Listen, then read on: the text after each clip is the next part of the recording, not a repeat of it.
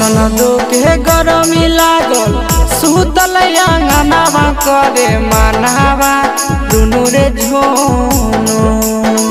ननदो के गरमी लागल सुतल अंगनावा करे मनावा दुनु रे झोनो। सुगनी खोजै छै सुगनावा दुनु रे झोनो। सुगनी खोजै छै सुगनावा दुनु रे झोनो। ननदो के गरमी लागल सुतल अंगनावा करे मनावा दुनु रे झोनो। ननदो के गरमी लागल सुतल अंगनावा करे मनावा दुनु रे झोनो। सुगनी खोजै छै सुगनावा दुनु रे झोनो। सुगनी खोजै छै सुगनावा दुनु रे झोनो। दुनु रे झोनो।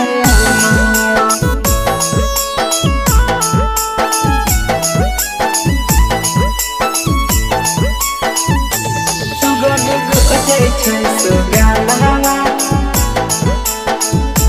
सुगनी खोजै छै सुगनावा दुनु रे झोनो। चढ़ल जवनिया ननद के हो ही गेलै हे पोरे पर जावा। दिन भर धैले रहे ननदिनु हे सुगना के धाया के धाया। ए सखी चढ़ल जवनिया ननद के हो ही गेलै हे पोरे पर जावा। दिन भर लागल रहे ननदिनु हे सुगना के धाया। दिन भर देखे खाली ओकरे सपनावा करे मनावा दुनु रे झोनो।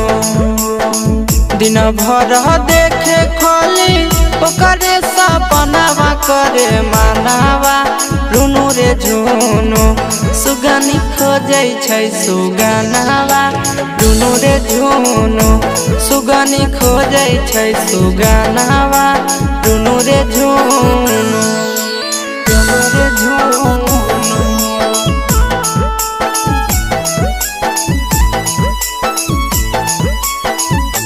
सुगनी खोजै छै सुगनावा।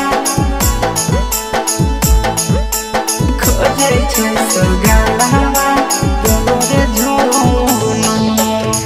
कवन जादू करी देलकैनु हे के सनंद।